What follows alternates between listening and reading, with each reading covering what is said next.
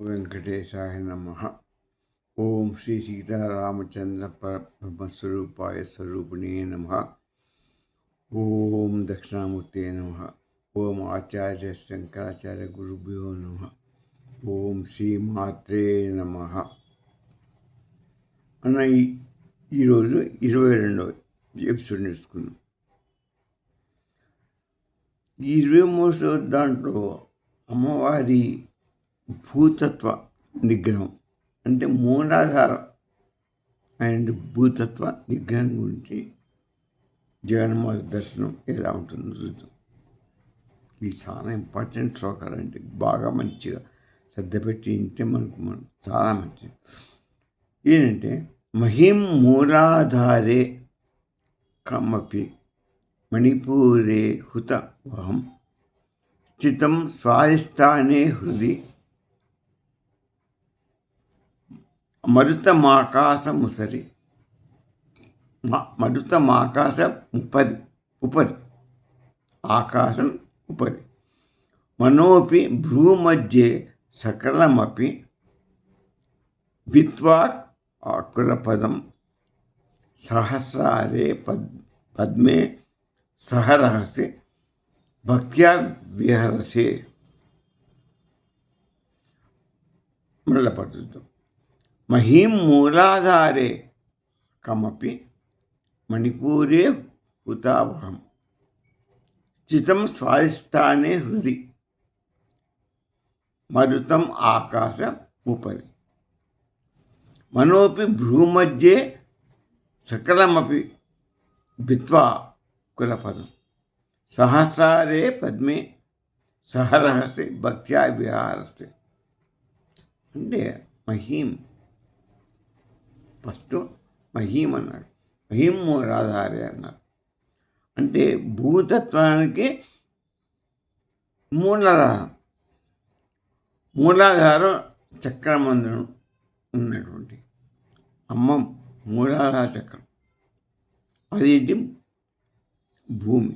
First మూలాధారం భూమి. మన భూమి మీద ఉన్నాం కాబట్టి భూమి మీద మూలాధారంగా అమ్మ తత్వాన్ని చెప్తుంది. అమ్మ అక్కడ మన మూలాధారంలో భూచక్రంలో మూలాధార చక్రం ఉంది. అమ్మ పద్మలో కూర్చొని ఉన్నది మనలో. ఫస్ట్ అదే భూచక్రం. తర్వాత ఆప్చ అంటే జలతత్వాన్ని చెప్తుంది. అది మణిపూర చక్రం. మణిపూర చక్రం పద్మంలో జలతత్వంగా స్థిరపడి ఉన్నది. తర్వాత హుతాహుహం అంటే అగ్నితత్వంగా ఎక్కడుంది? స్వాధిష్టాన చక్రం ముందు పద్మంలో కూర్చొని ఉందమ్మ. ఇప్పుడు మూడైపోయినాయి. ఒకటి మొట్టమొదటి మూలాధార చక్రం ముందు భూతత్వంలో ఉంది. తర్వాత మణిపూర్ చక్రం ముందు జలతత్వంగా ఉంది. తర్వాత అగ్నితత్వంగా స్వాధిష్టాన చక్రంలో ఉంది. ఇట్లా పద్మంలో ఉన్నాం. తర్వాత మరుతం అంటే గాలి వాయుతత్వంగా హృదయ కమలంలో హృదయ చక్రం ముందు అమ్మవారి స్థిరీభూతమైనది. తర్వాత దీన్నే అనాహుత చక్రం అంటారు. అయితే ఇంకోటి తర్వాత ఆకాశం,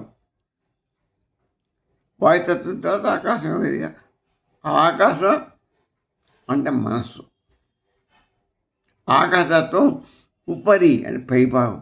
ఇక లాస్ట్గా ఆకాశమే ఉపరి పైభాగం ముందు అదే విశుద్ధ చక్రం, లేకపోతే ఆజ్ఞాచక్రం ఉంటుంది. దాన్ని ఆజ్ఞాచక్రంలో అమ్మ పద్మంలో కూర్చుని ఉంది. మనోపి మనస్సును కూడా ఈ మనస్సుని భూమధ్య స్థానంలో, ఈ భూమధ్యం స్థానంలో మన మనస్సుని నిలిపి సకలమపి సమస్త తత్వాలని కమలపదం భిత్వా కుండలి ప్రయాణ మార్గమైన సుషుమ్న నాడి మెయిన్ మనకి. దాని ద్వారా మొత్తం అంతా పనిచేస్తుంది. మనం బాడీ పనిచేస్తుంది సుషుమ్న నాడి ద్వారా. ఇటుపక్క ఇటుపక్క పింగళ నాడి, మధ్య సుషుమ్న నాడి అంటే వెన్నుముక మొత్తం పైకి కనుక దాన్ని ఆ ప్రేమ సుషుమ్నాన్ని భేదించి సహస్రాలే పద్మే సహస్ర చక్రంలో అమ్మ సహస్రాల పద్మం,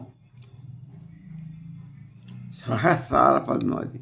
ఇది మామూలు పద్మాల్లో కూర్చుంది. అక్కడ అమ్మ పైన ఎక్కడ సహస్రాల పద్మం, సహస్రాల చక్రంలో ఇక్కడ పైన సహస్రాల కవలం ముందు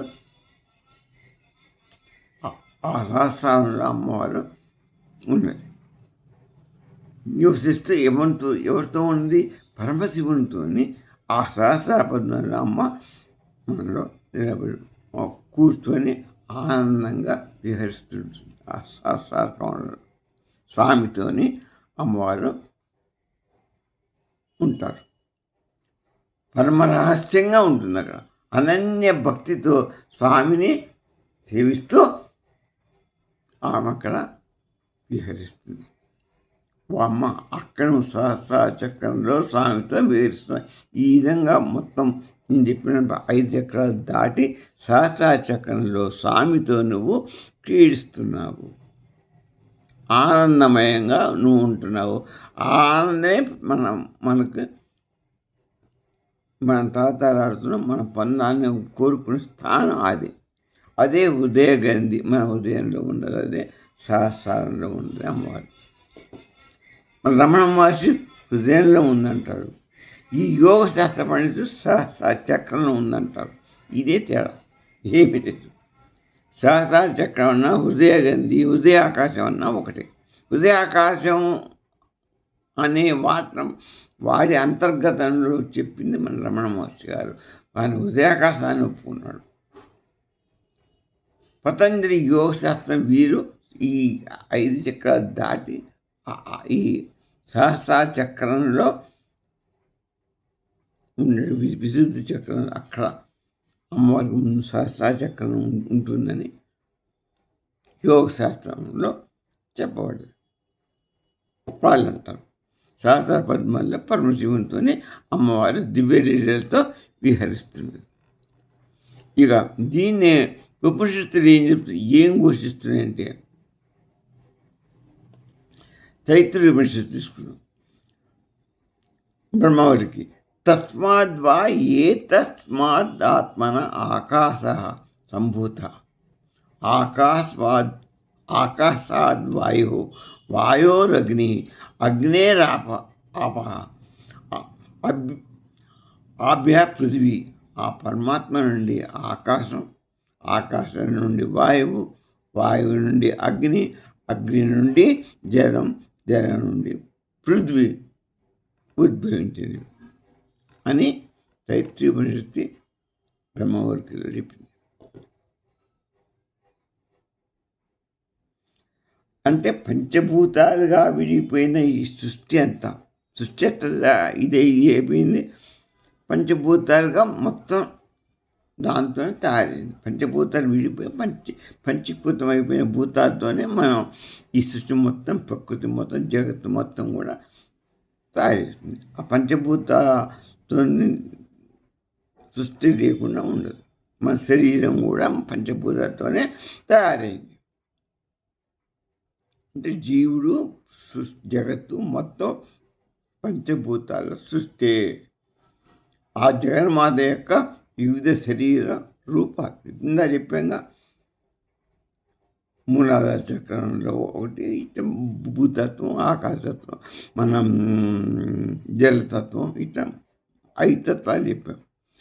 లాస్ట్ సహస్ర చక్రంలో అమ్మవారు విహరిస్తుందని చెప్పాం. అంటే అమ్మవారి యొక్క స్థానాలే ఈ పంచభూతాలు. ఆ పంచభూతాలే అమ్మవారి స్థానాలు.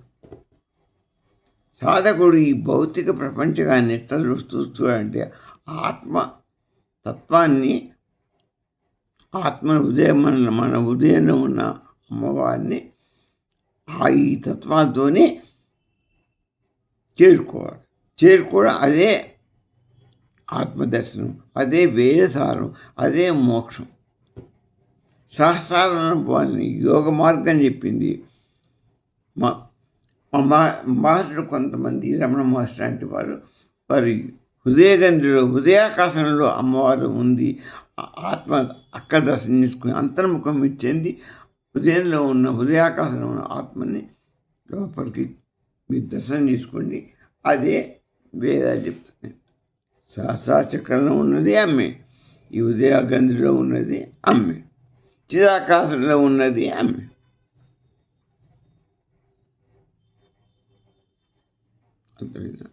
ఈ హృదయ జీవుల్లో ఆత్మస్వరూపంగా ఉన్నది అమ్మ. అందుకు అక్కడ మన చిరాకాశంలో చిత్స్వరూపంగా ఉన్నది.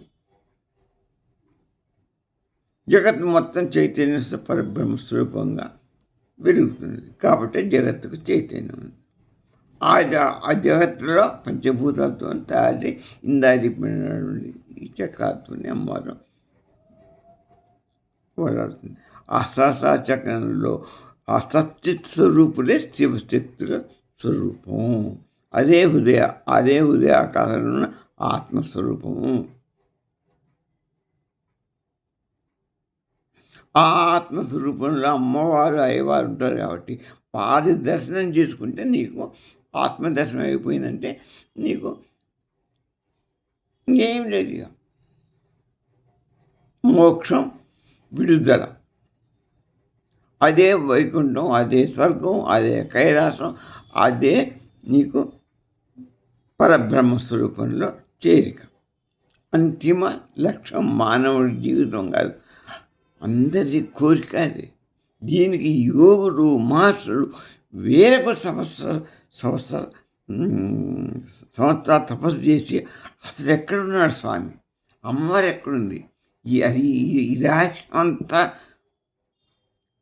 వారు దర్శించారు.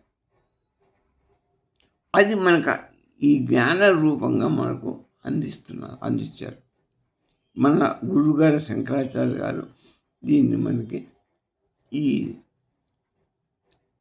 సౌందర్యలహరి రూపంలో మనం ఇప్పుడు నేర్చుకుంటున్నాం. దీన్ని ఆత్మబోధ స్వరూపంలో కూడా గురువుగారు అనేక పుస్తక రూపాలలో మనకు ఆయన ఈ యొక్క జగత్ యొక్క అసలు భగవతత్వాన్ని, భగవత్ సృష్టిని చేరుకోవాల్సిన స్థానాన్ని, మన మోక్ష మార్గాన్ని ఆత్మబోధలో, భగవద్గీత భాష్యంలో, తర్వాత ఈ ఆనందహరి, సౌందర్యహరి ఇటువంటి గ్రంథాలు అన్నిట రాసి మనకు మోక్ష మార్గాన్ని చూపిస్తారు. అంత మహానుభావుడు మన గురువు గారైన ఆది గురువు శంకరాచార్య. అందుకని ఆయన ఆది గురువు, మోక్షానికి ఆయన అపర శంకరుడు. మన కొరికే ఆయన వచ్చి అతి తక్కువ కాలంలో 32 సంవత్సరాలలో మొత్తం దేశమంతా తిరిగి మనందరికీ బోధించి, మార్గాన్ని బోధించి స్వామి హిమాలయాలకు కలిసిపోయారు, కైలాసానికి వెళ్ళిపోయారు. అంత మహానుభావుడు మా శంకరాచార్యులు. ఆయనకి మనం ఎప్పుడు జీవితాంతం రుణపట్టం కాదు. అసలు ఏమిటో ఆయనకి ఎంత ఏది చెప్పినా, ఏ కృతజ్ఞత చెప్పినా మనకు ఇది కాదు. అందుకనే శంకరుడు ఈ చెప్పినటువంటి ఈ యొక్క బోధ ఉంది కదా, ఈ సాధకుడు ఈ బాహ్యాన్ని, ప్రపంచ పోకడు ఎన్ని ఆకర్షణ, బాహ్యంలో ఉన్నంత ఆకర్షణ, ఈ ఆకర్షణ విడిచి తన దేహంలో ఉన్నటువంటి చక్రాల ద్వారా పంచభూతాలను లయం చేస్తూ, పంచభూతాలు ఉన్నాయి కదా లోపల, ముందా చెప్పుకున్నాక ఆ పంచభూతాలని అన్నిటి లయం చేయాలి. లయం చేసి అంతర్ముఖుడై అహం బ్రహ్మాస్మి అని నువ్వు అనుకొని నీలో ఉన్న హృదయాకాశంలో ఉన్న పరబ్రహ్మస్వరూప తత్వాన్ని ఐక్యం కావాలి. లేకపోతే అదే చిదాకాశంలో ఉన్న సత్యస్వరూపం పరబ్రహ్మస్వరూపంలో తీసుకొని అక్కడే కూడా ఐక్యం కావాలి. అదే ఇది పరబ్రహ్మ ఈజ్ ఈక్వల్ టు ఆత్మస్వరూపం. ఎక్కడికో పరబ్రహ్మం పోయినా ఇక్కడే ఉంది. మన ఈ శరీరం తీస్తే మన ఆత్మ బయటకు వస్తుంది. ఘటాకాశం, నేను చెప్పే ఘటాకాశం ఇదంతా ఒక ఘటం, కుండ మట్టిలో ఒక మన కుండ మొక్కుమని వాడు కుండలు సాధించాడు, 4 కుండలు, అందరూ ఆకాశం పడుతుంది. అన్ని ముంతలు, వాటి అన్ని నామరూపాలలో ఆకాశం పడుతుంది. ఆ ఘటన పైడిపోయింది అనుకో, ఏమవుతుంది? ఘటం పోతే మొత్తం ఆకాశంలోనే కనపడుతుంది, బయటకు వచ్చేస్తాం. ఈ శరీరంలో ఆత్మ ఇది ఒక ఘటం అయితే లోపల ఆత్మస్వరూపంలో ఉంది.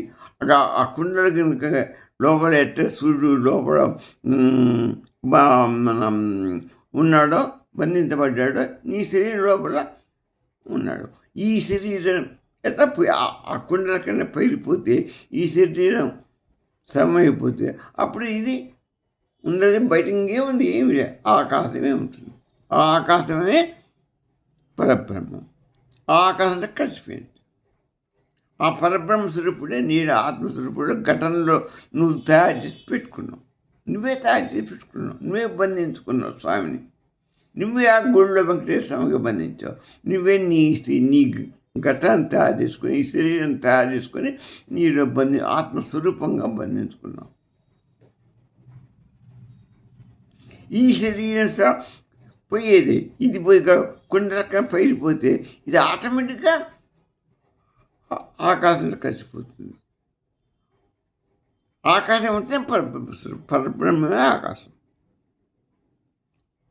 ఆకాశం అంటే పరబ్రహ్మమే, శూన్యం, స్పేసు, అక్కడ ఏమీ ఉండదు. ఆకాశం ఏముంటుంది, ఏమి నువ్వు పైకి పోయినా కొద్దీ ఏమీ ఉండదు, ఎంత దూరాన ఏమీ ఉండదు, ఖాళీ స్పేస్, శూన్య ప్రదేశం ఇది. ఆ శూన్యంలో సత్యస్వరూపం. అది ఆకాశం. ఈ శరీరం పోతే ఈ ఆత్మ ఆకాశంలో ఉన్నట్టు, ఆకాశంలో ఆటోమేటిక్గా లీనమైపోతుంది. అదే మోక్షం. అది తెచ్చుకోకుండా ఇది ఏమవుతుంది, నువ్వు మళ్ళా కోరికలు పెట్టుకొని నీ చిత్త బాక్స్ నిలుపుకుంటే ఏమవుతుంది, పైన లీనం కాకుండా మళ్ళీ నువ్వే ఈ జన్మకు కోరుకున్న మళ్ళీ ఇక్కడికి నువ్వు నీ యొక్క చింత మనసులో పెట్టుకున్న భావాల వల్ల ఇక్కడ మళ్ళీ ఆ స్త్రీ అవసర భావంతో నిన్ను దాచిపెట్టి మళ్ళీ అనుగ్రహిస్తాడు. ఇంకో శరీర రూపంలో మళ్ళీ వస్తుంది. నీకు చింత ఏది లేకపోతే, నువ్వే తయారు కాకపోతే నువ్వు తురియంలో ఉన్నప్పుడు ఆటోమేటిక్గా పైకి వెళ్ళిపోతావు. అదే మోక్షం, అదే బ్రహ్మానందం, ఆత్మ సాక్షాత్కారం, బ్రహ్మానందం. ఈ శరీరం పోతే ఆత్మే సాక్షాత్, ఆత్మ బయటకు వచ్చింది. ఆత్మ బయటకు వస్తే ఆకాశం, ఆకాశంలో ఆకాశమే ఆత్మ. ఈ ఆత్మ ఈ లోపల ఉంది, నాకు కనపట్టలేదు. ఎందుకని ఈ శరీరం పైన ఉంది కాబట్టి. ఈ తోలు పోయి ఈ శరీరం పోయిందంటే ఆత్మ ఓపెన్ అవుతుంది. ఓపెన్ అయిందంటే ముందుగా ఆకాశంలో వెళ్ళిపోతుంది. మన ఆటోమేటిక్గా నేను పోయేదానికి ఎందుకండి జ్ఞానం అంటే చెప్పాగా నేను. నీలో సూక్ష్మ శరీరం అన్న ఒకటి ఉంది. ఆ సూక్ష్మ శరీరం నీలో ఉన్న సాక్షిభూతులని ఈ ఆత్మ నీలో ఉన్నది ఇప్పటికి నేను అబ్జర్వ్ చేస్తుంటుంది. నువ్వు చేసే పనులు, ఈ జన్మలో చేసే పనులు అన్నింటినీ అబ్జర్వ్ చేస్తున్నది 24 గంటలు. నువ్వు పాపం చేస్తున్నావా, పుణ్యం చేస్తున్నావా, నీ పాప పుణ్య కర్మ ఫలితాలను బట్టి చిత్తబాక్స్ స్టోర్ చేస్తుంది. ఆ చిత్తబాక్స్లో ఉన్న దాన్ని బట్టి మంచి చెడునని వేచేసి దాన్ని బట్టి కారణ శరీరంగా ఏది నీకు సూటబులో మళ్ళీ ఆ శరీరంలోకి నువ్వు కోరుకుంటావు, దానికి వెళ్ళిపోతావు. అది కాడేయకపోతే పైకి వెళ్ళిపోతావు ఆటోమేటిక్. ఇదే జీవరహస్యం, ఇదే ఆత్మదర్శన రహస్యం, ఆత్మబోధ, ఇదే యోగ బోధ. యోగు దర్శించారు, వాళ్ళ జ్ఞానం ద్వారా దీన్ని దర్శించారు. ఇదే జ్ఞానం. ఈ జ్ఞానం కలగడమే అందుకని మనకు చిత్తం, మనకు కోరికలు ఉండకూడదు. ఈ శరీరం పోతే ఆటోమేటిక్ వెళ్ళిపోనియాలి. మళ్ళీ ఇందులో మనం మళ్ళా నా మనడు, నా కొడుకు, మన భార్య ఇవన్నీ అనుకుంటే దేనిపై కోరికలు, నేను మన నిష్టను కాలేకపోతున్నాయి, ఇవన్నీ నువ్వు పెట్టుకుంటే మళ్ళీ నీ అంత నువ్వే కోరికల్ని అన్నిటిని ఆ చిత్తంలో ఈ మనసు అనేకమైన కోరికలు కోరుకుంటే అవన్నీ దాచుకొని మళ్ళా పునరపి జననం. అందుకనే ఏ కోరిక లేకుండా నిస్వార్థంగా ఉండి ఆ మోక్షాన్ని పొందిన ఆయన. అందుకని రమణ మహర్షి ఏం చెప్పారు, నువ్వు బహిర్ముఖం బహిర్ముఖంలో ఉంటే ఆకర్షణలోనే అనేక కోరికలు కోరుకుంటావు. నీ చిత్త మళ్ళీ ఫుల్ అయిపోతుంది, మళ్ళీ జనమరణంలో తిరుగుతావు. అందుకే అంతర్లోకంలోకి వెళ్ళిపో. హృదయాకాశంలో ఆత్మ నీలోనే ఉంది. ఆ పరమాత్మ ఆ ఆకాశం ఎక్కడ లేదు, హృదయాకాశం నీలో హృదయాకాశంగా ఉన్నది. అది ఉపరి ఆకాశం, ఇది హృదయాకాశం. అది చిత్తాకాశం, ఇది హృదయాకాశం. ఇది అది ఒకటి అనుకునే జీవుడు ఆత్మ ఇది కొట్టు పరబ్రహ్మం అని చెప్పాం. పరబ్రహ్మమే ఈ జీవాత్మ. పరమాత్మ ఇది కొట్టు జీవాత్మ. ఎక్కడ అడ్డుకుంటుంది? ఈ శరీరం అనే ఒక కొండ ఘటం అడ్డుకుంటుంది. ఉండి నీకు ఈ స్థూలదేహం ఈ ఘటం ఉండటం వల్ల ఈ కళ్ళు, ఈ ముక్కులు, ఈ జ్ఞానేంద్రియాలు, కర్మేంద్రియాలు ఇవన్నీ నువ్వు పెట్టుకున్నావు కదా. ఇదేనికి భోక్తకి, కర్తృత్వానికి, భోక్తృత్వానికి పెట్టుకొని ఈ భూమి బాహ్యంలో ఉండి ఇదే శాస్త్రం అనుకొని ఇక్కడనే తిరుగులాడుతున్నాను. అందుకని నమ్మాల్సి బాహ్య సుఖాన్ని వదిలిపెట్టి లోపలికి అంతర్ముఖం ప్రయాణించు. ఆత్మదర్శనం చేసుకొని నువ్వు మోక్షాన్ని పొందిన ఆయన తలబారు పెట్టుకొని చెప్పారు.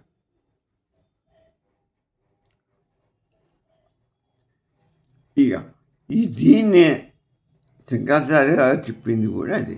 జీవుడు, ప్రకృతి, పరమశివుడు వేరు కాదు. ఇవన్నీ ఒక లైన్. పరమేశ్వరుడు, జగత్తు, జీవుడు, ఈ మూడు వేరు కాదు.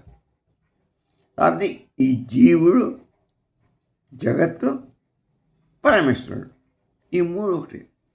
జీవుడు, జగత్తు, పరమేశ్వరుడు మూడు ఒకటి. ఈ మూడిలో ఉన్నది చైతన్య, పరమ చైతన్యమే, పరబ్రహ్మ చైతన్యమే. ఇందులో ఈ పరబ్రహ్మ చైతన్యమే ఈ జీవుడు, జగత్తులో ఉంది. ఈ మూడిట్లో ఇది పరబ్రహ్మ స్వరూపం అనుకుంటే, ఈయనకి ఒకవైపు జీవుడు, ఒకవైపు జగత్తు అనుకుంటే, ఇన్నిటిలో ఉన్నది ఈయన యొక్క పరబ్రహ్మ స్వరూపం, చైతన్యం, ఆయన స్వరూపం. కాబట్టి ఈ రెండు ఉన్నాయి. ఇందులో జీవుడు ఆత్మస్వరూపంగా ఉంది, ఇందులో చైతన్య స్వరూపంగా ఉండి కనపడుతుంది. అదే తేడా. ఈ మూడు ఈక్వలే, మనకి వేరువేరుగా కనిపిస్తున్నాయి. అని ఎట్లా కనిపిస్తున్నాయి? నీ అజ్ఞానం వల్ల కనిపిస్తున్నాయి. అదంతా భగవంతుడి యొక్క ఈయన యొక్క లీలామాత్యం. ఆయన నిజంగా ఈ జగత్తును సృష్టించే జీవనం సృష్టి ఆయన ఇచ్చానుసారం అమ్మవారు శ్రేయాశక్తి, జ్ఞానశక్తి మారి నీకు చూపిస్తుంది.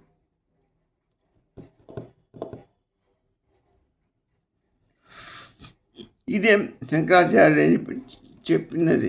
నువ్వు ఆత్మ, ఈ పరమాత్మ ఒకటే కాబట్టి నువ్వు దాన్ని తెలుసుకో అని చెప్పాడు ఆయన. ఇష్టాద్వైతుడి ఆ నారాయణని వేడుకో. నారాయణ ద్వారా అమ్మవారి అనుగ్రహం కలుగుతుంది. అమ్మవారి అనుగ్రహం ద్వారా పరాశక్తి అనుగ్రహం పొందితే నీకు మోక్షాన్ని భక్తుడు తరిస్తాడని చెప్పాడు. ద్వైతం ఏమంటాడు? భక్తుడు వేరు, దేవుడు వేరు, విష్ణు వేరు. కాబట్టి ఆయన్ని భక్తి ప్రపత్తితో సేవిస్తే నీకు ఆ దేవుడికి అనుగ్రహం లభిస్తే నువ్వు ఆయన దగ్గరలో చేరి ఆనందాన్ని, పరమానందాన్ని పొందు అని చెప్పాడు. ఇది ఇవాటి ఎపిసోడ్. ఓం స్వస్తి.